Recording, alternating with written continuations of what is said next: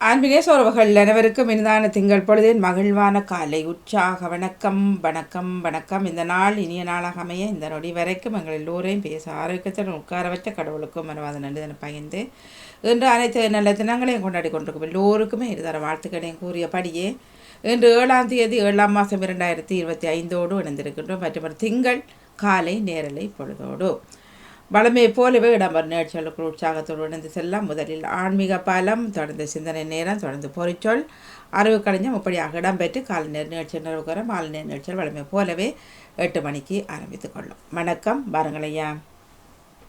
வணக்கம் வணக்கம் வணக்கம்.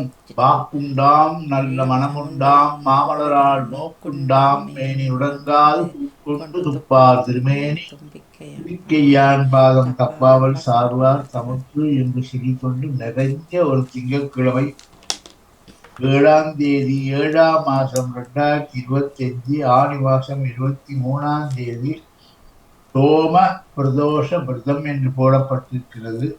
அதுவும் அனுச நட்சத்திரம்.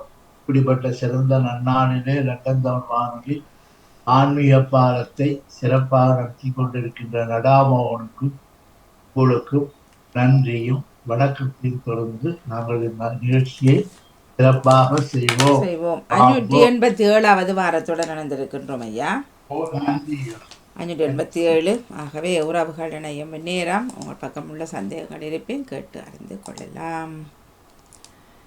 587. ஓ சரிம்மா, நன்றிம்மா. வாங்கோ தொடர்ந்து பேசுவோம். ஏன்னு கேட்டால் இந்த மாசத்துல நிறைய நிகழ்ச்சி எல்லாம் எல்லா இடத்துலயும் நடைபெற்று கொண்டிருக்கிறது. நேற்று கூட திருச்செந்தூர் பல விதமான யாழ்ப்பாணங்களிலும் சிறப்பான ஒரு மகா கும்பாபிஷேகங்கள் எல்லாம் பல வருஷங்களுக்கு பிறகு நடைபெற்றிருக்கிறது. எந்த கோயிலையா? திருச்செந்தூர் முருகன் கோயில். Okay okay. கும்பாபிஷேகம். நாங்கள் சர்மா ஐயாவை வரவேற்றுக் கொள்வோம். வணக்கம் சர்மா ஐயா அவர்களே. வணக்கம்ண்ணா. இனிய காலை வணக்கம் அனைவருக்கும், ஐயாவுக்கும் வாணிமானவர்களுக்கும் இணைந்திருக்கும் எல்லோருக்கும், இணைந்திருக்கிற எல்லோருக்கும் இனிய காலை வணக்கம். வணக்கம். எப்படி உங்களோட பக்கத்துல மழையா குளிரா காத்தா? மெதுவா மட்டும் தூறிக்கொண்டான் இருக்குது. எங்களோட பக்கம் அதே தான். 8 மணிக்கு பிறகு பெரிய மழைன்னு சொல்லி வெதர் ரிப்போர்ட் சொல்லுது. நல்லது. ஆனா ஐயா ஒரு விஷயம் சொல்ல இல்லையா ஐயா இன்னும்? என்ன விஷயம்?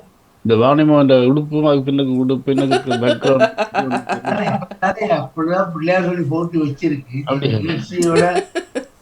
பச்சமா மலை போல் மேனி. அதாவது உலகத்திலே பச்சை என்பது மகாவிஷ்ணுடைய கலர். அது மரகலம் என்று சொல்வார்கள். இந்த மரகத்தோட சேர்த்து நல்ல வைரக்கல்லும் வைத்து விட்டா அந்த பதக்கங்களோ மோதிரங்களோ சிறப்பா இருக்கும். அது போல அந்த பச்சை கலருக்கு பக்கத்துல ஒவ்வொரு வெள்ளை இதுகள் போடப்பட்டிருக்கு.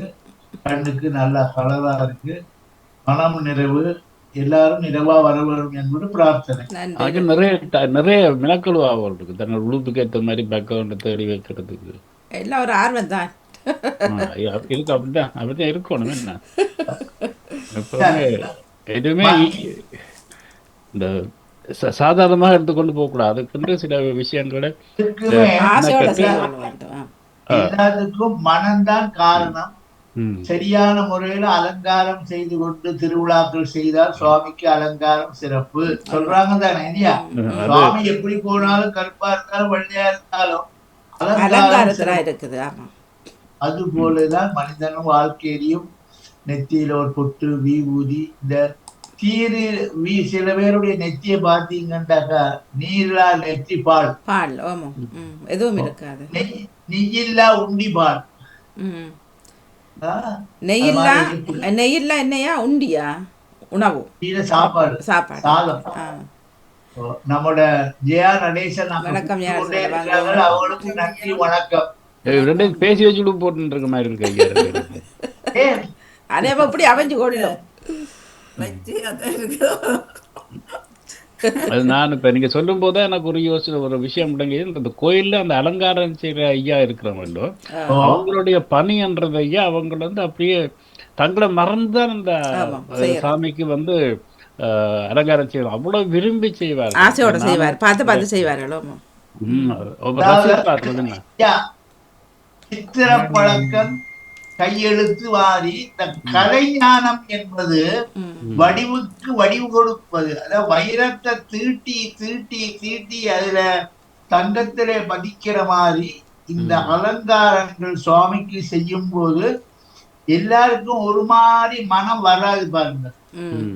ஒருத்தர் ஒரு சும்மா அப்படி சந்தனத்தை வச்சு போயிடுவார். ஒருத்தர் உருட்டி சின்னதாக அந்த பொட்டை வச்சு அதுக்கு கீழே ஒரு கருப்பு பொட்டு வச்சு இப்படியாக அலங்காரம் செய்து சுவாமியை பார்க்க வேணும். என்னுடைய தாத்தாக்கு வந்து நான் சின்ன வயசுல பூசவன் அம்மன் கோயிலுக்கு வந்து அவருக்கு அந்த சின்னஞ்சிறு பொன் போல சிட்டாடை இட உடுத்தி அந்த வரிகளுக்கு ஏற்ற மாதிரி இந்த சாமிக்கு அந்த எங்களுடைய அம்மனுக்கு அலங்காரம் செய்யணும்னு சொல்லி அவர் நிறைய மினக்கரை வர்றதுக்கு அதை கடைசி பின்னுக்கு சின்ன பின்னர் எல்லாம் போட்டு அந்த அம்மனுக்கு அப்படின்லாம் செய்து அது ஒரு ஆர்வமாக செய்கிறது, விரும்பி செய்கிறது. அதை கடவுளாக பார்க்காமல் எங்களுடைய அம்மாவை பார்த்து அப்படி செய்கிறது, அப்படி நிறைய குறுக்கள் மாதிரி இருக்கணும். சந்தோஷம் ஐயா. நான் என்னிடம் ஒரு வீடியோ ஒன்று இருக்கிறது, வீடியோ ஒன்று இருக்கு, சியாவாண்டாமா வாணிமோன் அவர்கள். ஓகே, அது தகவலுக்காக பார்த்துக்கொள்ளுங்க எல்லாரும் மட்டுக்காகத்தான், வேறு ஒன்றும் இல்லை. பூரி ஜெகநாதன் ஆலயத்தினுடைய சில ஒரு தகவல் ஒன்று பார்த்துக்கொள்ளுங்க எல்லாருமா. பூரி ஜெகநாதர் கோவிலின் அதிசயங்கள் தெரியுமா? இங்கு குடிக்கொண்டிருக்கும் விஷ்ணு பகவான் தினமும் காலையில் எழுந்து ராமேஸ்வரம் சென்றுவிட்டு மதிய உணவிற்கு மீண்டும் இந்த பூரி ஜெகநாதர் ஆலயத்திற்கு வந்து விடுவதாக கூறப்படுகிறது. அதனால் இங்கு தினமும் இறைவனுக்காக சமையல் தடபுடலாக செய்யப்படுகிறது. இங்கு விருந்து சமைக்கும் முறையே சற்று வித்தியாசமானது. கோயிலின் சமையலறை உலகிலேயே மிகப்பெரியது. 56 வகையான சைவ உணவுகள் வெங்காயம் பூண்டு இல்லாமல் தயாரிக்கப்படுகின்றன. சமையல் அறைக்கு அருகில் உள்ள கங்கா மற்றும் யமுனை என்ற 2 தீர்த்த கிணறுகளில் எடுக்கப்பட்ட தண்ணீரை பயன்படுத்தி மண்பானைகளில் மட்டுமே சமையல் செய்யப்படுகிறது. இந்த கோயிலின் சமையல் அறையில் ஒன்றன் மேல் ஒன்றாக 7 மண் பாத்திரங்கள் அடுக்கப்பட்டு பிறகு அடுப்பில் உணவு சமைப்பார்கள். அப்படி சமைக்கும் பொழுது அடியில் உள்ள பானையில் உணவு வேகும் முன் மேலே உச்சியில் உள்ள முதல் பானையில் உணவு வெந்துவிடும் அதிசயம் நடக்கிறது. தினம்தோறும் சமைத்த பின் மண்பானைகள் உடைக்கப்படுகிறது. தினம் தினம் புது பானை சமையலுக்கு பயன்படுத்தப்படுகிறது. இந்த கோயிலுக்குள்ளே சமைக்கப்படும் உணவின் அளவு வருடத்தின் அனைத்து நாட்களிலும் ஒரே அளவாகவே இருக்கும். ஆனால் வருகின்ற பக்தர்கள் எண்ணிக்கை 2 லட்சம் ஆனாலும் சரி 20 லட்சம் ஆனாலும் சரி சமைக்கப்பட்ட உணவு அனைவருக்கும் சாப்பிட கிடைக்கும். ஜெகநாதர் விஷயங்கள் தெரியுமா? இங்கு குடிக்கொண்டிருக்கும் பார்த்த உடனே எல்லோருக்கும் பகிர்ந்து கொள்ள வேண்டும் சொல்லி எனக்கு யோசனை வந்தது. பிறகு தெரியாத தகவலாக இருக்கும் என்பதற்காக பாத்தீங்கன்னா ஐயா, இப்ப லோகங்களை வச்சுதானே சமையல் செய்யறாங்க. இப்ப அதுல சொல்றாங்க பூசிக்கூடிய பாத்திரங்களிலே மித்தாம்பர பாத்திரம், மித்துனா மண்ணால செய்யப்பட்டவைதான் உபயோகிக்க வேண்டும் சொல்லி அந்த காலத்துல உபயோகிச்சவங்க மத்தியானம் சமைச்சு அதை மத்தியானமே சாயந்தரமே அடிச்சு உடைச்சு தூளாக்கி மறுபடியும் அதை சூளையிலே கொடுத்து மறுபடியும் மண்ணு பானையாக உருவாக்குவார்கள். ஏன்னா அந்த மண்ணுக்கு கடைசி வரைக்கும் அழிவில்லை. ஏன்னா எல்லாரும் மண்ணுக்குள்ள மண்ணால் போனாலும் மண்ணு ஒரு நாளும் அழியாது. அதாவது பூமாதேவி. ஆகவே அங்க படைக்கிற எவ்வளவு நெய்வேத்தியம் வச்சாலும் ஐயா, பாண்டுரங்க புட்டல்ல ஹரிநாராயண இதுதான் அங்க தாரக மந்திரம். அப்படிப்பட்ட ஆலயம். ராதாகிருஷ்ணன், ருக்மணி சத்யபாமா அப்படி சொல்லக்கூடிய மகாவிஷ்ணுடைய அவதாரம் ஐயா பாண்டுரங்கனுக்கு அப்படி படைச்சு தேர் திருவிழாண்டாயா கோடிக்கணக்கில் சரம் வரும் ஐயா. அங்க தேருக்கு எல்லாம் சேர்த்து 12 சக்கரங்கள், 4 சக்கரம் ரிக்வேதம், 4 வேதங்கள். உள்ளுக்கு சூரியனுக்கு ஒரு சக்கரம், சூரியனுடைய அதுக்கு என்ன சொல்றது, சூரியனுடைய தேர் இது, அடுத்து சந்திரனுடையது. இப்படியாக 12 சக்கரங்களை கொண்டதுதான் பண்டரிநாதனுடைய தேருடைய லட்சணம். அது சரி ஐயா. இப்போ பாத்திரங்கள் எல்லாம் சிலவருக்கு கஷ்டமாக இருக்கும் உண்மையில். அது ஒவ்வொரு நாளும் உடைஞ்சிட்டு புது பாத்திரத்திலான்னு செய்யணுமன்றது அப்படி இல்லையா? அது கோயில் ரூல்ஸ் அண்ட் ரெகுலேஷன். எங்க வீட்டுல எல்லாம் அந்த காலத்துல சமைச்சு மண்பானையை தானே மறுபடியும் சமைச்சு போட்டு வருஷ கழுவி கணக்காக அந்த சமைக்கிறது விடையும் வரைக்கும். ஆலயத்துல அது அந்த கோயில் விதி சொல்லப்படுகிறதம்மா. அந்த விதியை நாங்கள் ஒன்றும் சொல்ல முடியாது.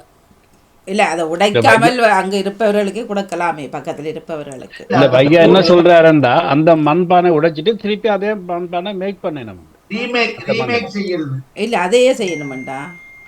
அதே இப்ப லண்டன்ல எல்லாம் வீடு கட்டுறாங்க தானே, ஒரு மண்ணு கூட வெளியில வருதா பாத்தீங்களா? இல்ல.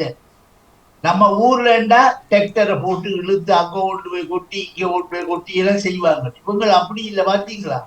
அதே போல அங்கே அந்த பழைய பாடல்களை புதிதாக பழையன கழித்தலும் புதியன புத்தலுமாக இருக்கிறது. அதை நாங்கள் வரவேற்றுக் கொள்வோம். நன்மாயாவுடைய தகவல் ரொம்ப சிறப்பா இருக்கு. எனக்கு பார்க்கும்போது புதிதாக இருந்தா அதை எல்லாருக்கும் பகிர்ந்து கொள்ள வேண்டும் போல இருக்கு. நீங்களையா நீங்க தார விஷயங்களையா 4 பேர் தெரிந்து கொள்ள வேண்டும். கற்றது கையளவு, கலாதது உலகளவு. இப்ப நீங்க சொன்னீங்க இப்ப பூர்ணநாதர் ஆலயம் 12 சக்கரங்களை கொண்ட தேர்ன்னு சொல்லி, இப்படி இது மாதிரி இப்ப அதிகமா எல்லா ஆலயங்களிலும் ஒரு தேர் தான் வரும் பிரதர். ஆனா சில ஆலயங்களில் 3 தேர் வரும், சில 5 வரும். இப்படியான ஆலயங்களை பற்றி கொஞ்சம் சொல்லுங்களேன். எங்க இப்ப மாவட்டோரம் கந்தசாமி கோயில் 3 தேர்ன்னு நினைக்கிறேன். மாத்தளை முத்துமாரியம்மன் உங்களுடைய பஞ்சரத்ன கிருதிகளை பத்தி ஒரு வார்த்தை பேசிட்டு இதுல இருந்து அதுல தொடுவோம். சொல்லுங்க. அதுல சப்பாபதிக்கு வேறு தெய்வம் சமானமாகுமா? யாரு சொல்லணும்? சபாபதின்னு சொல்றது சிவநாதன் சொல்றாரு. அவர் கோபாலகிருஷ்ண பாரதி. கோபாலகிருஷ்ண பாரதி எழுதிய பாடம். நீங்கள் அதைத்தான் இப்ப நிகழ்ச்சியாக பஞ்சரத்னா 2-3 பாட்டு கேட்டீங்க, சிறப்பா இருந்தது. குரல் வளம் கூட நல்லா இருந்தது. அதையா புலம்பெய தேசங்கள் இதுவரைக்கும் யாருமே செய்யாத ஒரு யாருமே மேடியேற்றவில்லை. நான் தான் முதல் செய்தேன். அதுக்கு லண்டன் தமிழ் வானொலி மூலமாக உங்களுக்கு வாழ்த்துக்களை தெரிவித்துக் கொண்டு, அது மாதிரி நிகழ்ச்சியிலையா அந்த மாதிரி சித்தாந்த மாதிரியாருடைய அதுல மிருதங்கம், கடம், கஞ்சிரா, மோர்சிங் இதெல்லாம் போட்டு வாய்ச்சா சப்பாபதிக்கு சொல்வது ராகம், தானம், பல்லவி வாசிச்சு அப்புறம் அதை அப்படியே எடுத்து கொடுக்கும் போது இந்த மிருதங்கக்காரர்களும் கிடக்கும் அடிச்சு கொடுத்து அந்த கச்சேரியை எழும்ப வச்சிருவாங்க. நீங்க நான் இது அதாவது யாருமே செய்யவில்லை தான். முதன்முறை தமிழ் பஞ்சரத்ன கீர்த்தனம் மேடையேற்றியது நாங்கள் தான் செய்திருக்கிறோம். என்ற பெருமை இருந்தாலும் ஐயா, இப்படியான சிந்தனைகளுக்கு எனக்கு தூபம் போட்டு என்னை வளர்த்து விட்டது. அதாவது விதை விதைத்ததுன்னு சொன்னால் லண்டன் தமிழ் வானொலி நலாமோகன் தான், வேறு ஒன்றும் இல்லை. அவர் தான் இல்லை இதையுமே நேரடியாக செய்யாமல் வித்தியாசமாக செய்யன்னு சொல்லி எனக்கு மனசுக்குள்ள தூண்டி அதுக்கெல்லாம் பாராட்டுகளை தெரிவித்து கொண்டு கானாபத்தியம் கௌரம், முருகன், சக்தி, வைணவம் என்று சொல்லக்கூடிய 5 விதமான தேர்களை, பிள்ளையார் தேரு, முருகன் தேரு, மூலஸ்தானத்தில் யார் இருக்கிற அந்த தேரு, அப்புறம் சண்டேஸ்வர தேர், இப்படியாக 6 தேர். 5 பஞ்சரதமா இருந்தாலும் பின்னி சண்டேஸ்வரர் வந்துதான் ஆக வேண்டும். 6 தேர்களை சிறப்பாக அலங்காரம் பண்ணி மல்லாரி வாசிச்சு, இப்பெல்லாம் மல்லாரி வாசிக்கவே இடம் கொடுக்க மாட்டேன்றாங்க. டக்காரு சாமி தேர்ல ஏத்திடுறாங்க.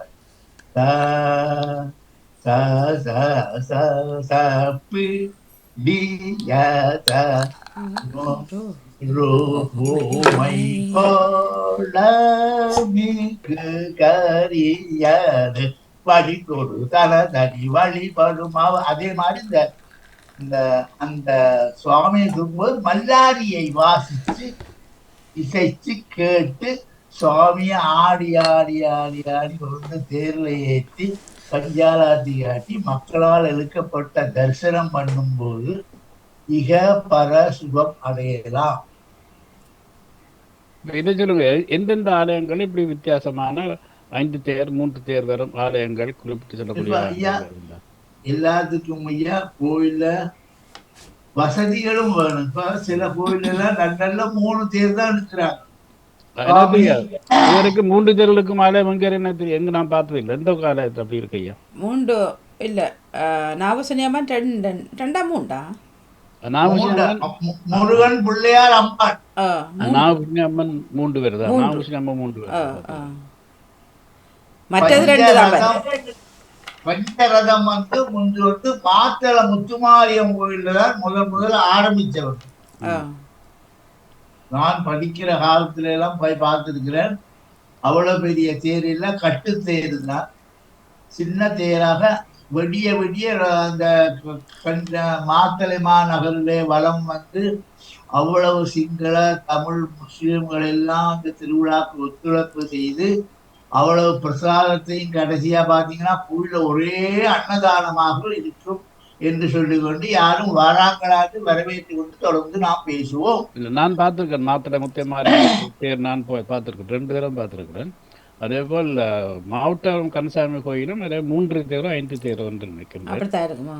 அஹ் ஊரில் ஏதோ ஒரு கோயில் நானும் பார்த்தேன், யாழ்ப்பாணத்தில் 5 நினைக்கிறேன், ஞாபகம் இல்லை.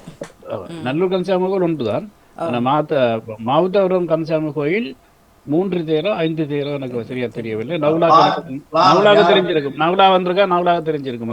நவுலா சொல்லுங்க எத்தனை தேர் என்று மாவட்டம் கந்தசாமி கோயில். இனிய காலை உற்சாக வணக்கம். மாணிமோகன் ஐயா, சர்மா அண்ணா இணைந்திருக்கிற கால வணக்கம் ஐயா. உங்களோட நிகழ்ச்சிக்கு சிறப்பு வாழ்த்துக்கள். ஆன்மீக விடயங்களை ஆழ்ந்து தெரிந்து கொள்ள ஒரு அருமையான நிகழ்வு. நீங்க பாமுகத்துல செய்யற இந்த ஆன்மீக பாலம், அது பாலம் மட்டுமல்ல, நிறைய எங்களுக்கு தெரியாததை தெரிந்து கொள்ள உதவியாக இருக்கிறது.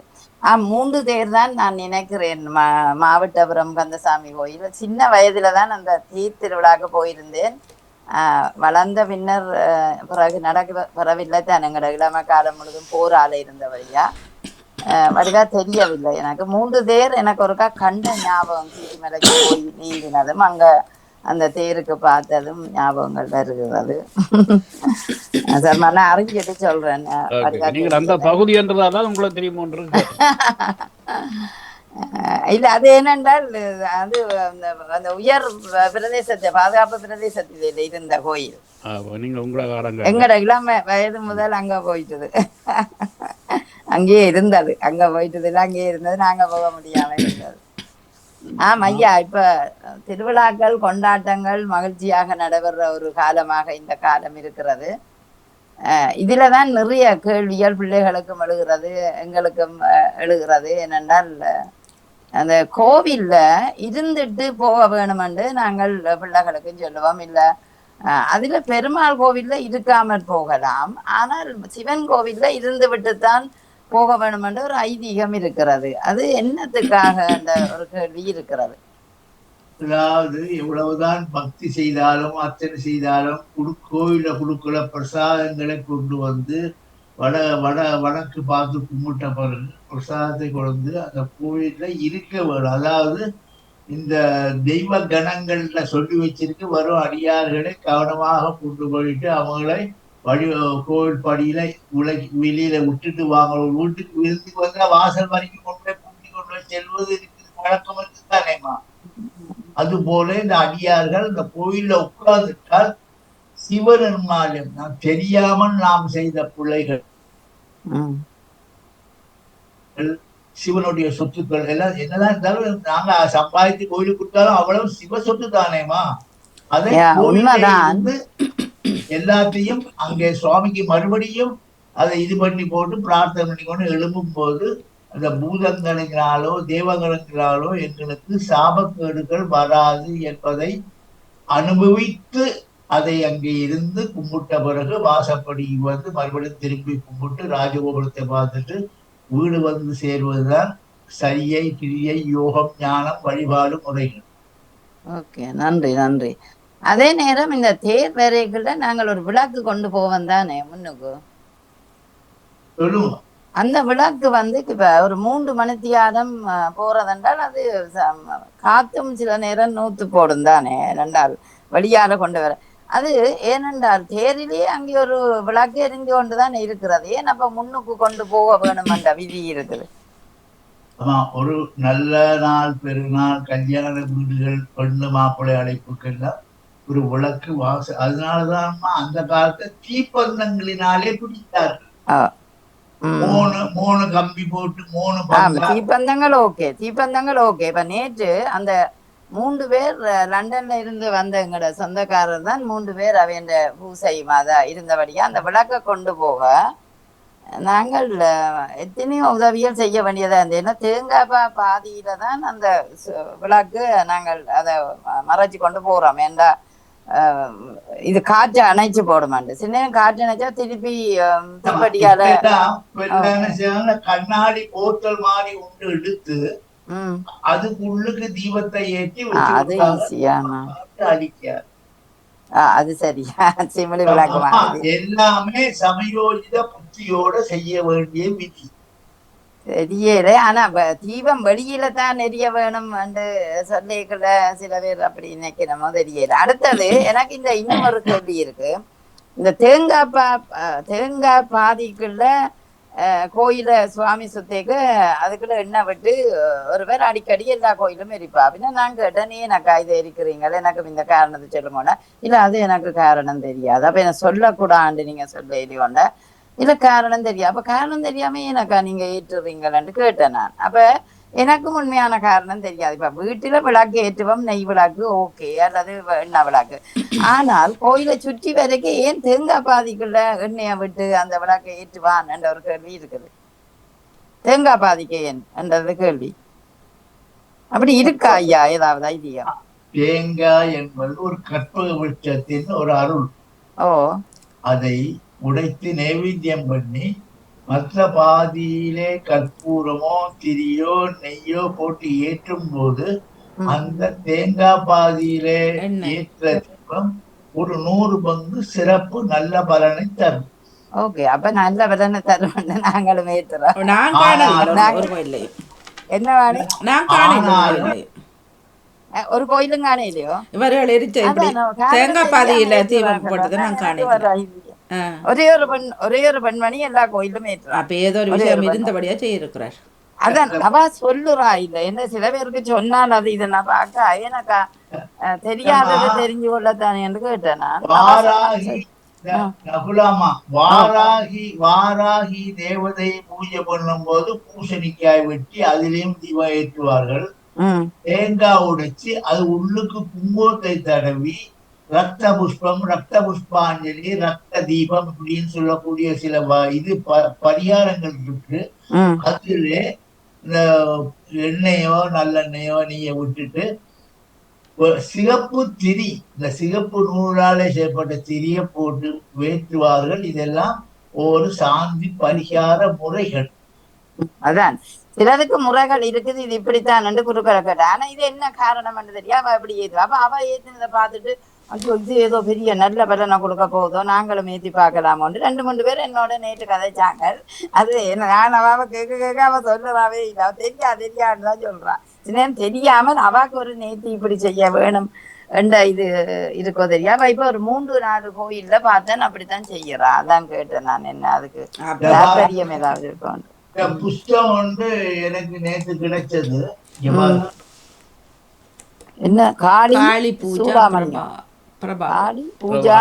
பிரபாகம். இதுல எப்படி எல்லாம் இந்த தீபங்கள் ஏற்ற வேணும், என்ன மாதிரி நல்லெண்ணெய், வேப்பெண்ணெய், கடுகெண்ணெய், இருப்பெண்ணெய், பஞ்ச எண்ணெய், இந்த பாருங்க இதெல்லாம் இருக்கு. எல்லாத்துக்கும் வழிபாடு அம்பாள் வழிபாடு முறைகள் அனைத்தும் இந்த புத்தகத்திலே குறிப்பிட்டு இருக்குதுமா. ஐயா எங்கட தத்துவத்தை நேற்று அங்க வந்தவர் ஒரு எங்கட மாநிலத்தின் முதல்வர் ஒருவர் வந்தவர். அவர் வந்து பேசும்போது ஐயா சொல்லுறாரு என்னென்றால் அவர் ஒரு இனம் அவருடைய நான் நினைக்கிறேன் அம்மாவோ அப்பாவோ துருக்கியா இருக்கணும், ஒரு ஆள் ஜீவமங்காரர். அப்ப அவர் வந்து தான் இந்த நாட்டில வரைக்கியாம் சின்ன வயதுல இங்க வந்தவராம். வரைக்கியாம் தவப்பன் சொன்னாராம் எங்களுக்கண்டு எங்கட மொழிக்கண்டும் ஒரு வரலாறு இருக்கிறதுண்டு. அப்ப அந்த அதுல அவர் சொல்றார் எங்கட சமயத்தை தனக்கு இப்படி இந்த கோயிலை பாக்க அவர் இதை முதற்தரம் கலந்து கொள்ளுறார். பாக்க தனக்கு சரியான சந்தோஷமா இருக்காம். இப்படி வழிபாட்டு முறைகளை இவ்வளவு மக்களும் நம்பிக்கை கொள்ளுகிறார்கள் என்று பார்க்கும் போது இந்த பெருமை அந்த சைவத்துக்கு இருக்கிறதே அவர் ஆழமா சொன்னார். அதை விட அந்த நிறங்களால நாங்க கொடிகள் அந்த சுவாமியின் கொடி பச்சை கொடி அப்படி எல்லாம் அந்த தேரில கட்டி இருக்கிறது தானே, அதையெல்லாம் அவர் வியந்து பார்த்து சொல்றார். அப்ப தமிழருக்கு இப்படி ஒரு வரலாறு இருக்கிறது, அது நம்பிக்கை பரமான வரலாறாக இருப்பதனால் நாளைய சந்ததிக்கும் அது ஒரு எடுத்துக்காட்டாக அமையும் என்று பேசியிருந்தார். அப்ப நான் யோசிச்சு பார்த்தேன், எங்கட சமயத்தை விரும்புகிறார்கள் என்ற ஒரு நிலையும் இருந்தது. அதையும் உங்களோட சொல்லிக்கொண்டு அப்ப எங்கட ஆண்டாண்டு காலம் ஒரு பெருமை இருக்குது எங்கட மண்ணுக்கு, அந்த எங்கட மண்ணுக்கு இல்ல எங்கட சமயத்துக்கு. இன்னும் ஒரு கேள்வி ஐயா, போன் நம்பர் இன்னும் ஒரு கேள்வி ஐயா. எனக்கு இந்த ஒருவர் நேற்று உருத்திராக்கம் கொண்டு வந்து கொடுத்தார், காசிக்கு போனான், நான் இப்படி வேண்டியதுனால் எல்லாருக்கும் கொடுத்தார். அப்ப என்னுடைய கையிலும் ஒரு உருத்திராக்கம் தந்தார். அது அணியலாமா அல்லது சாமி தட்டில வைக்க வேணுமா, என்ன மாதிரி அவருக்கும் தெரியாது. இல்ல இது நான் காசிக்கு போனான் இல்ல ஒரு கொட்டை நூல்ல இருக்குது ஐயா, ஒரு கொட்டை. நான் சொல்லி முடிக்கிறேன். ருத்ராட்சம் என்பது ஒரு புனிதமான ஒரு சிவனுடைய ஒரு, அதை மாசத்தீட்டு நீங்கின பிறகு 47-48 வயசுக்கு பிறகு பெண்கள் அணியலாம். சரி சரி, ஓகே. அணிந்து பாவத்தை நாங்கள் மூட்டை கட்ட வேண்டும். Okay okay. நான் அதை அணிகிறதா இல்ல என்னண்டு எனக்கு பயமா கிடந்தது கொஞ்சம், உங்களை கோப மாட்டிருந்தார். ஓகே, தானாக கொண்டு வந்து தந்தார். தேர்ந்தெடுக்கும் போது கணக்க பெண்களுக்கு கொடுத்தவர். அப்ப நானும் வேண்டினேன், தந்தார். அதான் கேட்டேன், பெண்களுக்கு மட்டும்தான் கொடுத்தாரா ஆண்களுக்கும் சேர்த்து கொடுத்தாரா? ஆண்களுக்கும் கொடுத்தவர். ஆண்களுக்கு அப்படி ஏண்டா இதுல? அப்ப இதை கொஞ்சம் சந்தேகத்தோட நீங்களும் அதை வச்சுக்கொள்ளுங்க சாமி தட்டு. இல்ல நாங்கள் எங்கட பெண்கள் பக்கம் தேர்தல் கேட்க கொண்டாந்தவர், ஆண்களுக்கும் கொடுத்தவர். ஆண்களும் ஓடி வந்து வேண்டினவர், எங்களுக்கு தாங்க தாங்க. அவர் கிட்டத்தட்ட 250-300க்கு மேல கொடுத்தவர். அநேகமா நாங்கள் எல்லாருக்கும் கிடைச்சிருக்குமோ தெரியல, நான் கொடுத்தவர் எல்லாருக்கும். அதுல ஒரு பாருங்க, 5 முகமோ 6 முகமோ 4 முகமோ 3 முகமோ 6 முகம் ஐயா. எனக்கும் அது தெரியா, இந்த பொண்ணுதான் எனக்கு சொன்னால். 6 முகம் வந்து கந்தசி கவசம் படிக்கிறவங்க கையில வச்சு உருட்டி கொண்டு 6 முகம் ஆன பொருள் நீ அருளுடன் வேண்டும். சரி சரி, 6 முகம். ஆமா, ஓகே, நல்லதம்மா. செய்திக்கு தகவலுக்கு நன்றி. மிக்க நன்றி ஐயா. உங்களோட நிகழ்ச்சி சர்மா அண்ணாக்கு நன்றி, வாணிக்கு நன்றி. நன்றி. தொடர்ந்து நாம் பேசுவோம். நீங்கள் கேட்டுக்கொண்டிருப்பது ஆன்மீக பாதம். வாங்கோ. நான் ஏற்கனவே சொல்லியிருக்கேன் உங்களுக்கு. நான் ஊட்டிக்கு போயிருக்கும்போது ஊட்டியில அந்த ருத்ராட்ச மரம் பார்த்தோம். நாங்கள் மரத்துல அந்த காய்களும் இருந்தது, ஆனா கீழே ஒன்றும் இருக்கவில்லை எடுத்துக்கொண்டு வர்றதுக்கு. மரத்தை நான் பார்த்தேன் என்பது ஒரு சந்தோஷமான விஷயத்தை பகிர்ந்து கொள்ள விரும்புகிறேன். மற்றது இந்த தேங்காயில இருக்கிறது, தேங்காய் விளக்கேற்றுவது வந்து கார்த்திகை தீபத்துக்கு வந்து வீட்டு வாசல்ல இந்த வாழை மரத்தை வெட்டி அதுல வீட்டு வாசல்ல பிரதான தீபமாக ஒரு பாதி தேங்காயை வச்சு அதுல எள்ளுப்பட்டினம் மாதிரி ஏதோ வச்சு எரிப்பாரு. என்ன விஷயம் என்றால், இந்த தேங்காய் எரிக்கும் போது தேங்காய் சுராக்கும். அப்ப அதை இன்னும் எரியறதுக்கு இது வசதியாக இருக்கும் என்ற ஒரு விஷயம் அதுக்குள்ள இருக்குது.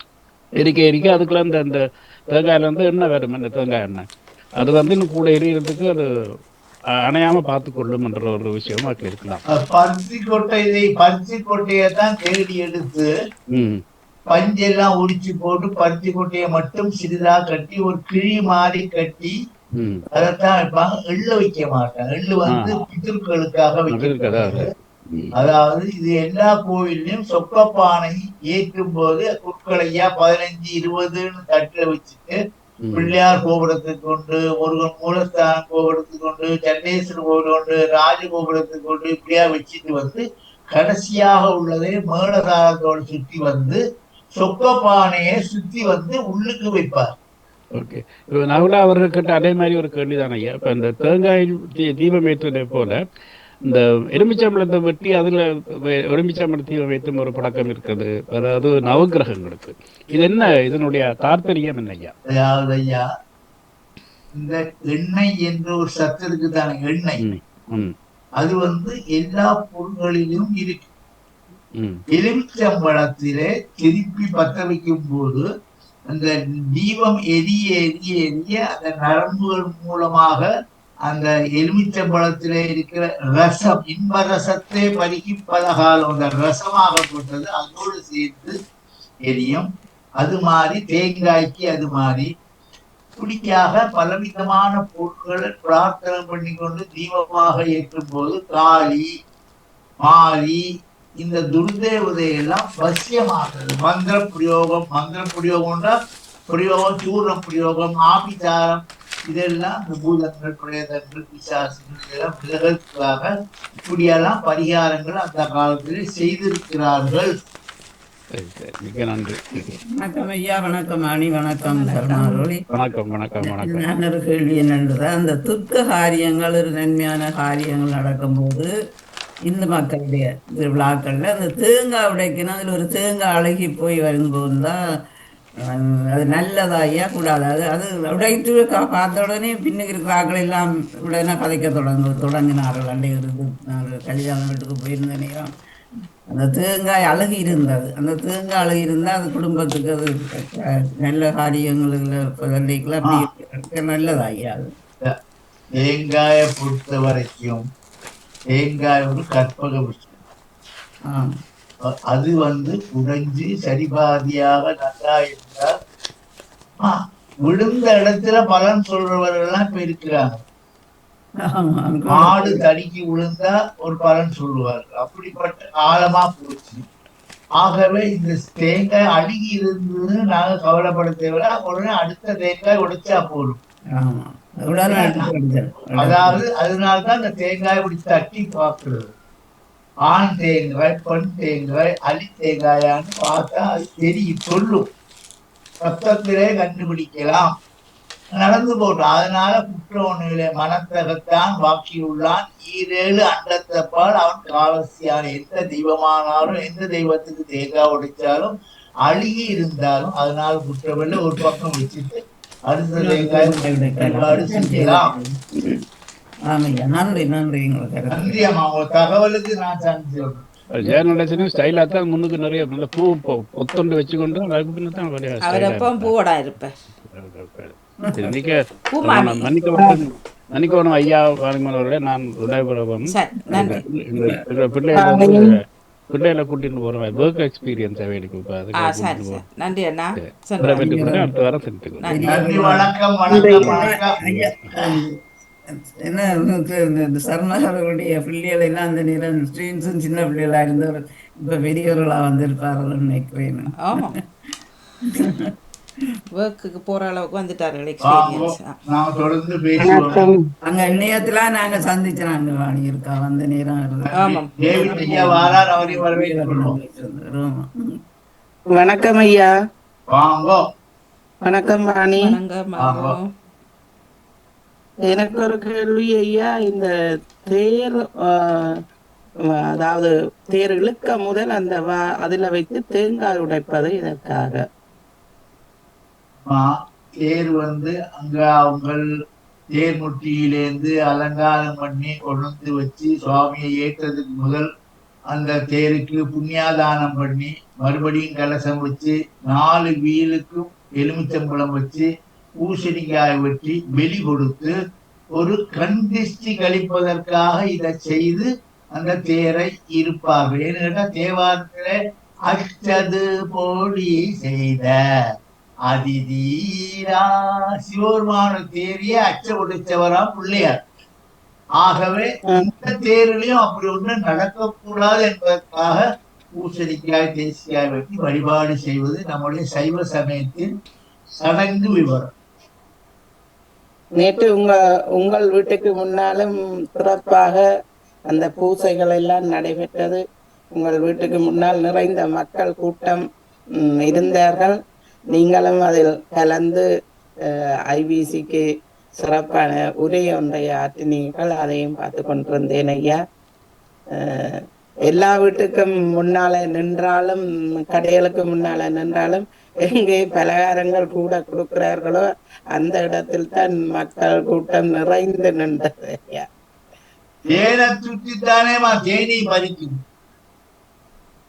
அதுவும் உண்மைதான். நாங்கள் யாரையும் சகாயத்துக்கு வேண்டி வாராங்கன்னு சொல்லக்கூடாது.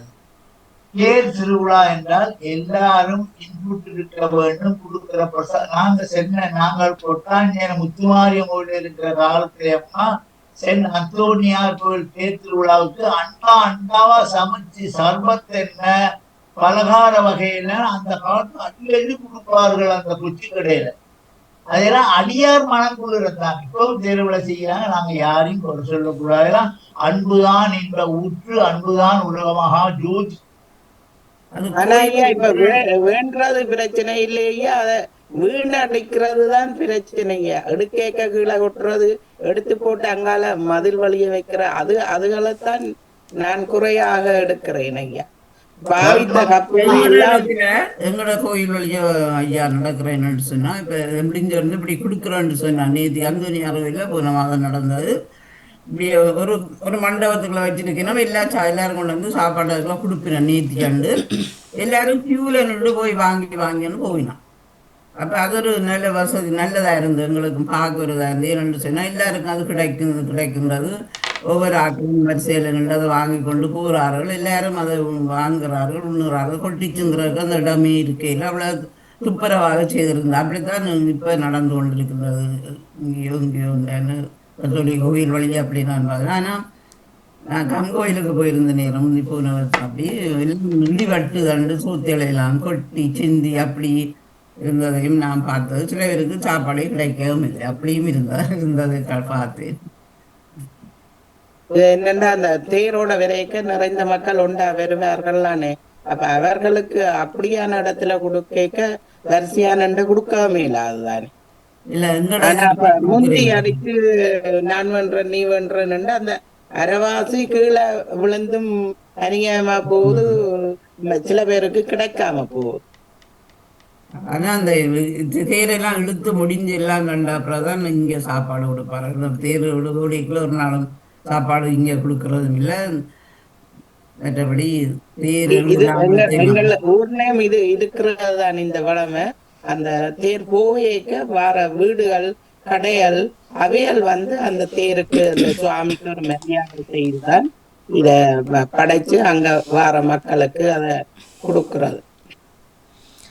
தேர் முடிஞ்சு வரைக்குள்ள நவுலவதி அவர்களை நீங்க முடிக்கல என்ன தேர் முடிஞ்சு வரைக்குள்ள எல்லாருக்கும் ஒரு அது வேற. இது வந்து தேர் இழுத்து கொண்டு போய்க்க வழிய வர வீடுகள்ல இருக்கிறவ கடைகள்ல இருக்கிறவையல் அவையல் அந்த வாசல்ல வச்சு குத்து விளக்கு நிறவுடம் வச்சு சுவாமிக்கு அர்ச்சனை அதுகள் முடிந்தா பிறகு அவர்கள் ஒரு படையல் உண்டை மக்களுக்கு கொடுக்கறது. அதைத்தான் நான் சொல்றேன். தேர் முடிஞ்சு வந்து செய்யறது அது வேற.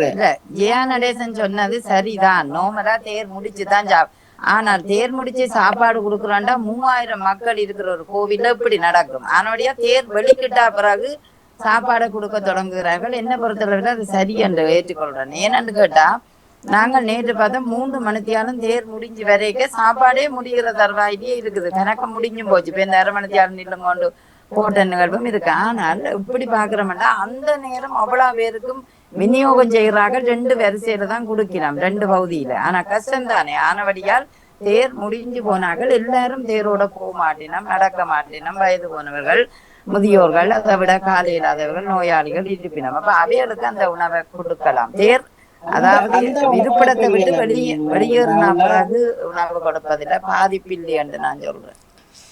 அந்த உணவு இல்லை நான் சொல்றது. இது அது நீங்க கொடுக்கறது அது அதாவது வந்து நாங்கள் நைவேத்தியம் பண்றது. அந்த சுவாமி ஒவ்வொரு வீதியால வரைக்கும் இப்ப நாங்களும் ஊர்கோவில்ல வரைக்கும் எங்களோட வாசல்ல நிறவுடம் வச்சு வடை மோதகங்கள் வச்சு அந்த சிவனோ முருகனுக்கு நெய்வேத்தியம் பண்றது. அது வந்து ஆக்களுக்காக கொடுக்குற, அது மிச்சத்தை ஆக்களுக்கு தான் கொடுக்குறவே. ஆனால் அது வந்து சாப்பாடுகள் இல்லை. அது வந்து கடலை மோதகம் அவல் பொங்கல் அதெல்லாம். அதான் இதுக்கண்டுதான் படையல் வச்சு கொடுக்கும். அதான் படையல் எல்லா வாசல்கள்ல மனைமான நேற்றும் 2-3 கடைகள் தமிழ் கடைகளுக்கு முன்னால நடந்தது. அப்படி அந்த தேர் வர்ற பாதையில யாராவது வாழ்ந்தார்கள் என்றால் அவர்கள் அந்த நிறவுடங்கள் வச்சு இறைவனுக்கு நைவேத்தியம் பண்ணுவார்கள். அது நோமலா ஊர்ல நாங்க செய்யறாங்க. எங்களோட வீதியலால வந்ததுண்டா நாங்க செய்வோம். அப்படி செய்யறதுதான் சரியா. அதனுடைய ஜனத்துக்கு இந்த கொடுக்குற இதுல வந்து நாங்கள் இங்க வந்து எல்லா முறைகளையும் கையாள முடியாது. ஒருமிக்க கொடுக்க 3000 பேருக்கு கொடுக்க முடியாது. குழந்தைகள் வயதிவர்கள் எல்லாரும் பசியில இருப்பினோம். இப்ப அவர்களுக்கு முன்னுக்கே கொடுக்கறது பெட்டர் என்று நான் சொல்றேன். சரியா ஐயா? இதே நேரம் ஐயா உறவு ஒருவரது கேள்வி. ஜெயந்த்பாலா அவர்கள் எங்கே காணமே? கனகாலமாக காணும் ஜெயந்த்பாலா அவர்கள். இப்போ எழுதி கொள்வார். அவர் நலமானு கேட்டபடி உறவு ஒருவர் ஐரோப்பிய நாட்டிலிருந்து கேட்டுக்கின்றேன். இந்த திருமணங்கள் என்று வரும்பொழுது இந்த வசிய பொருத்தம் முக்கியமா, எல்லாம் அமைஞ்சும் வசிய பொருத்தம் அவசியமான்னு கேட்டிருக்கின்றார் ஐயா. அதாவது 16 முக்கியமானது தாலிதாமா முக்கியம், ரத்து பொருத்தம் தான் முக்கியம். ரட்ச பொருத்தம். ஓகே. வசியம் என்பது 100% 200% கணக்கு வழக்கு இருக்கு. என்னென்ன நட்சத்திரங்களுக்கு என்னென்ன வசியம் இருக்கு. அதானே வசீகரான்னு ஒரு பாட்டு பாடுனா என்னதான் இருந்தாலும் முக வசீகரம் இருக்கணும், தன வசீகரம் இருக்கணும், தானிய வசீகரம் இருக்கணும். சம்பாதிச்சு வீட்டுக்கு போனால் பணமோ பொருளோ ஊடோ இல்ல, அன்பு அகலாத மனைவி தவறாத சந்தானம். ஓகே. கட்டாயமா வசீகரம் கொஞ்சம் இருக்கவர். அப்ப அது பெரிய பாதிப்பண்டு இல்லை, இப்ப பெருசா பாதிப்புகள் இல்லை. அதெல்லாம் அந்த மக்கள் எல்லாம் இருக்கும்போது வசீகரம் வோல்டேஜ் தானாவே பெட்ரி சார்ஜ் ஆயிடும். அவங்ககிட்ட இருக்கு வசியப்படுத்துறது. சரி, அப்படின்னால ஒரு திருமணம் என்று வரும்பொழுது எவ்வளவு இருக்க வேண்டும், எத்தனை %? 60 சொன்னீங்க அன்றைக்கு, 60-65 அப்படியா? அதாவது அப்பா, இந்த உலகத்திலே யாருமே 100க்கு 100 எல்லாமே நிறைச்சி கல்யாணம் செய்ததாக கிடையாது. இல்ல. அதாவது முதல் நட்சத்திர பொருத்தம், அதுதான் எண்ணி வாருது. 2, 4, 6, 8, 9 இப்படியாக வந்துட்டால் மற்றதெல்லாம் தானாவே செட் ஆயிடும். கண பொருத்தம், அந்த பொருத்தம், இந்த பொருத்தம் எல்லாம் சரியா வந்தது. ஆனாலும் இந்த சில பொருத்தங்களிலே அமைந்திருந்தாலும் அம்மா செவ்வாய் தோஷம் தார தோஷம் இருக்குமேயானால் இந்த 16 பொருத்தங்களும் வேலை செய்யாது. இப்ப செவ்வாய் தோஷம் உள்ளவரால் என்ன செய்ய வேணும் ஐயா? செவ்வாய் தோஷம் இருக்கான்னு முதல் பார்க்க வேணும். இல்லாவிட்டால் அந்த செவ்வாய்க்கு பரிகாரங்கள் கோவில்ல போய் செய்யலாம். அல்லாட்டி தாலி கட்டுறது முதல் தாலியில ஒரு மண்டாடி குறைக்க வரும். ஒரு பவுன்ல தானே தாலி செய்யறோம். அந்த தாலி செய்யும் போது ஒரு மஞ்சாடியை எடுத்து விட்டு அந்த ஒரு மஞ்சாடியை எடுத்து அம்பாளு போட்டு கட்டி வழிபாடு செய்து வந்தால் அந்த தோஷங்கள் நீங்கும். இது ஐயா, இப்போ இந்த செவ்வாய்ன்றது இப்போ 7 செவ்வாய் 8 செவ்வாய்லாம் சொல்லுவார்கள் தானே ஐயா. இப்போ அன்று ஒருவர் கேட்டார், இன்னும் ஏதோ லக்கினத்தில் ஏதோ செவ்வாய் அப்படியெல்லாம் இருக்கா ஐயா? ஆமா, அவர் என்ன லக்னத்தை கொண்டு போனாலும் இந்த செவ்வாய் மேஷ ராசியில இருந்தால், கடக ராசியில இருந்தால், விருச்சிக ராசியில இருந்தால், மகர ராசியில இருந்தால், அது 1, 7, 8 இப்படியாக இருந்தாலும் அந்த செவ்வாய் தோஷம் இயங்காது. தோஷம் இல்லை என்பது விதி. தோஷம் இல்லை. ஓகே. இப்போ செவ்வாய் இப்போ எந்த செவ்வாய் பாதகமானது ஐயா? இப்போ 8 செவ்வாய் சொல்வார்கள், அது கொஞ்சம் பரவாயில்லை. 7 செவ்வாய் தான். 8 செவ்வாயா இருந்தாலும் அம்மா கடகத்தில இருக்கும் போது அதுக்கு தோஷம் செய்யறதுக்கு நோ சான்ஸ். சுட்டு போன பல்பு சொல்றாங்க தானே, ஒரு பல்பு சுட்டு போச்சுன்னா அதால் வெளிச்சம் வருமாமா? இல்ல, அப்படி என்ன பாதகம் மட்டும் சொல்றீங்களா? இல்ல, பாதகம் இல்லை. பாதகம் இல்லை. அப்ப 7 செவ்வாய் தான் பாதகம். அப்படியா? 7 செவ்வாய் எந்த இடம்னு பார்க்கணும். எந்த இடத்துல 7ல இருக்கிறார், கடகத்துல இருக்காரா, உச்சிகத்துல இருக்காரா, மகரத்துல இருக்காரா, இதுதான் முதல் பார்க்கணும். 2வது, அப்படி 7ல இருந்து அந்த செவ்வாயை சனி பார்த்தால் தார தோஷம் என்பது விதி. அதாவது கணவன் மனைவி எந்த நேரம் உரசி கொண்டே இருப்பார்களாம், சண்டை பிடித்துக் கொண்டே இருப்பார்கள். அது பெண்ணுடைய ஜாதகத்துல இருந்தால் ஆணுடைய ஜாதகத்திலே அப்படி வர வேணும் என்று விதி இருப்பதனால தார தோஷம்.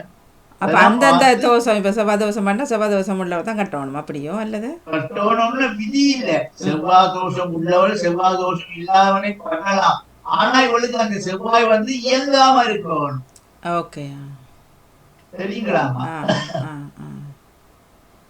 அதான் எப்படி சொல்லியிருந்தாரு. 7, 8 தான் கேள்விப்பட்டேன். மீது இன்னும் ஏதோ ஒன்று சொல்லி சில பேர் அம்மா இந்த செவ்வாய் தோஷத்தை தோஷம் இல்லாட்டி தோஷமாக்கி அதனாலே பலன் அடைகிறவர்கள் நிறைய பேர் இருக்கிறார். இல்ல, அப்படித்தான் ஒருவருக்கு சொல்லியே அவரை குழப்பி வச்சிருக்கிறார்கள். உனக்கு உண்ட பிள்ளைக்கு இது இது. நான் அடுத்த வாரம் உங்களுக்கு இந்த பஞ்சாங்கத்தில் உள்ள அந்த கட்டத்தை காட்டுறேன். பஞ்சாங்கத்துல இத்தனை பக்கம் உண்டு. நீங்க பழசானாஞ்சலி புதுசானாஞ்சலி அந்த மாதிரி பஞ்சாங்கம் பட்டியல படும்போது இந்த பக்கத்தை மட்டும் கவனமாக ஒரு போட்டோ அடி படமாக பிடிச்சு நீங்க வச்சு கொண்டால் நீங்க உங்க குடும்பத்துக்கு பல பிரச்சனைகளை நீங்கள் பார்த்து தீர்த்து கொள்ளலாம். அடுத்தவண்ட கதையை நாம் பெற தேவையில்லை என்பது. இல்லை அதானே இப்போ பலரும் பலர்கிட்ட கொடுக்க பிள்ளைகள் இதுகள் ஒவ்வொருத்தர் ஒவ்வொன்று சொல்லிக்க அது குழப்பத்தை உண்டு பண்ணுதானே பாவங்கள். முக்காவாசி இப்ப உள்ளவர்களெல்லாம் மரத்தடி ஜோசியர்கள் இந்த பஞ்சாங்கத்தை வச்சு கொண்டு பஞ்சாங்கம் பாருங்க, இதுல பாருங்க, நான் திருக்கணித பஞ்சாங்கத்துல பாக்குறேன், செவ்வாய் தோஷம் இல்லை என்பதற்கு விதி இருக்கு. இங்க இவ்வளவு விதி.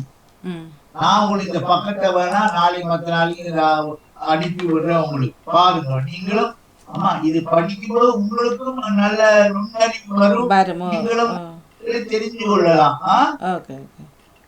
சரியாமா, இது ஒரு கைடு தான். ஆனால் இதனால நீங்கள் நிறைய பலம் அடையலாம் என்று சொல்லிக்கொண்டு 49 ஆகிவிட்டது. நல்ல நுண்ணறிவு வரும்.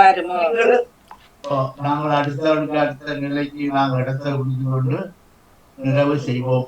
ஆறு தளர்ந்தோள் வாழ்க, ஆறு முகம் வாழ்க, வெப்பை கூர் செய்த ஏழ் வாழ்க, கூடம் வாழ்க, செவ்வேள் ஏனிய மஞ்சி வாழ்க, ஆனந்தன் நடக்கும் வாழ்க, மாறிலா வட்டி வாழ்க, வாழ்க சீரடியார் எல்லாம் செய்து நடத்த பிரதோஷ சோமவாரத்தை நிகழ்ச்சியை கேட்டுக்கொண்டு கொண்டு கொடுத்த அனைத்து அன்புகளுக்கும் அன்பான நன்றி. அடாமாவனுக்கும் உங்களுக்கும் நன்றி. வணக்கம். மிக்க மிக்க நன்றி ஐயா. தொடர்ந்து கொள்வோம். வணக்கம். வணக்கம் மணியக்கா. 9 மணி ஆகலே நாள் கொஞ்சம் புழைச்சி போயிட்டு போறாடாக்கு. 10 நிமிஷம் இருக்கு. ஐயர் வரும் வரை அமாவாசை காத்திருக்குமா ரெண்டும் சொல்லியிருக்கிறாங்க. 9 மணி 9 மணிதான், 8:50 9 மணி அல்ல. ஏதோ அங்கால வியாபாரங்கள் இருக்கலாம் சிலருக்கு, கடை வியாபாரம். நீங்கள் கொஞ்சம் பண்ணா ஆரம்பத்துல வந்து கேட்டிருக்கலாம். ஆரம்பத்துல நீங்க கேட்ட தேர் இழுக்கிறது அதை கேட்டீங்க, அது வந்துட்டு நினைக்கிறோம் பதில்கள். அது ஒரு காலம் தொடர்றது இல்லை, அடுத்த வாரம் சொன்னா தொடர்றது இல்லை. நான் ஏன் அதுக்குள்ள வந்து அதுகளை குழப்புவான். போன வாரம் சொன்னதுல இன்னும் தொடர்ந்த நானும் விட்டு கொண்டு இருந்தேன், வருமாண்டு சிலோட மறந்துருப்பார். இப்ப கேட்டு கலந்து கொள்வோம். ஒரு நிகழ்ச்சி ஒரு வாரத்துல. நன்றியா.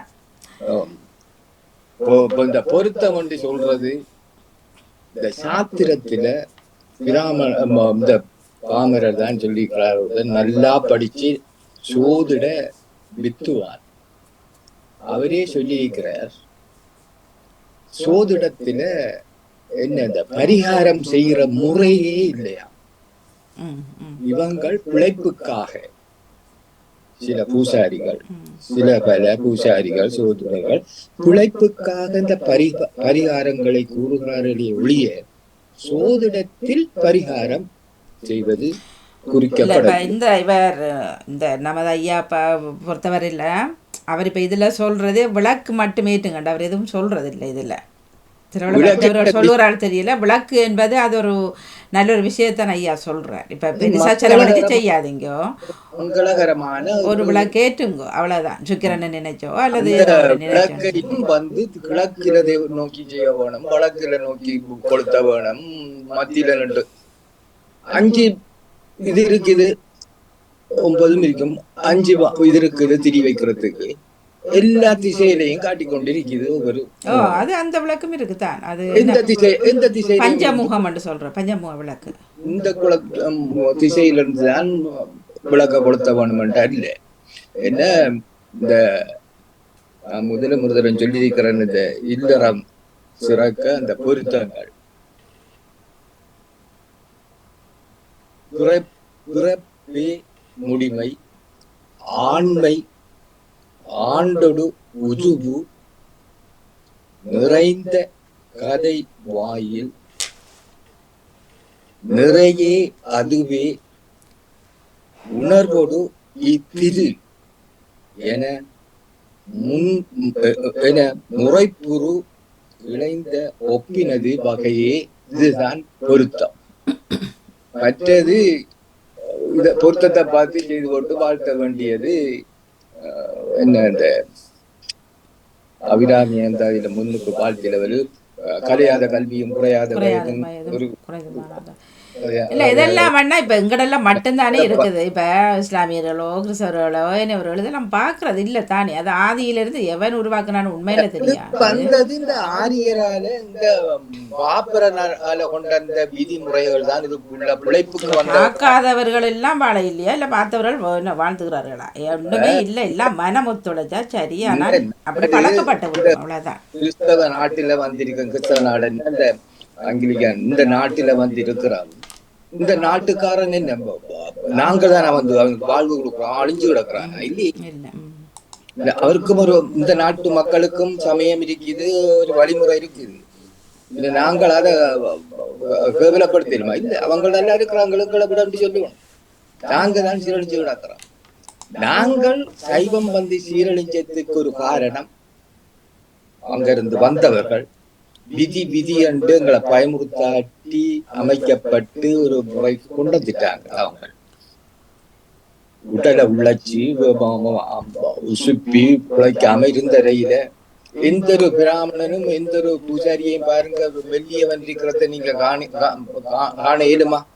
இருந்த ரயில புழைச்சு சாப்பிட்டு இருக்கிற உடம்ப வளர்த்து கொண்டிருக்கிறவங்க தான் இருக்கிறாங்க.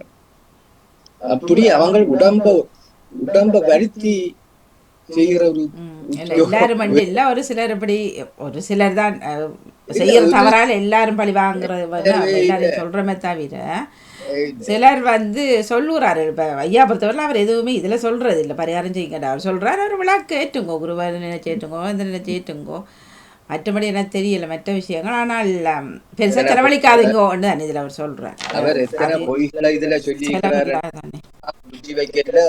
எத்தனை பொய்கள், பொய் என்று சொல்றதை விட பச்சை பொய், சமயத்துக்கு மாறான படு பொய்கள் எல்லாம் சொல்லி கொண்டிருக்கிறார்.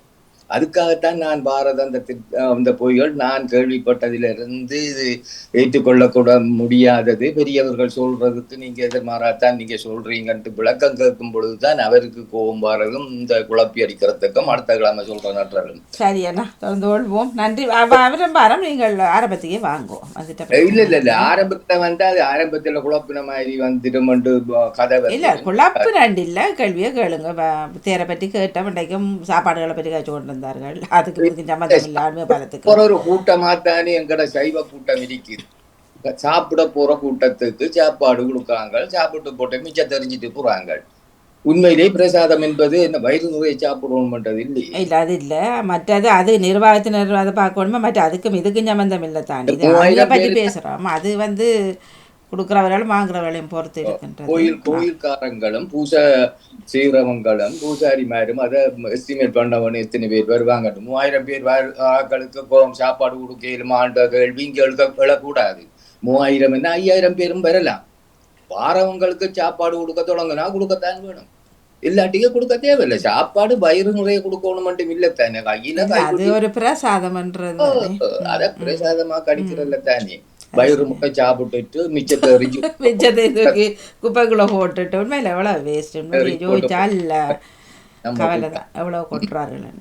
அதால நாங்க எல்லாம் அழுதுபட்டும் அது இது மங்கையும் இங்கேயும் சிதறி ஒரு சீர்கோலமா கிடக்கிறது. ஏன் சும்மா சாதாரண ஒரு விழாவில பாருங்க, ஒரு கூட்டத்துல பாருங்க எத்தனை கஞ்சலும் எத்தனை குப்பிகளும் கிடக்கு.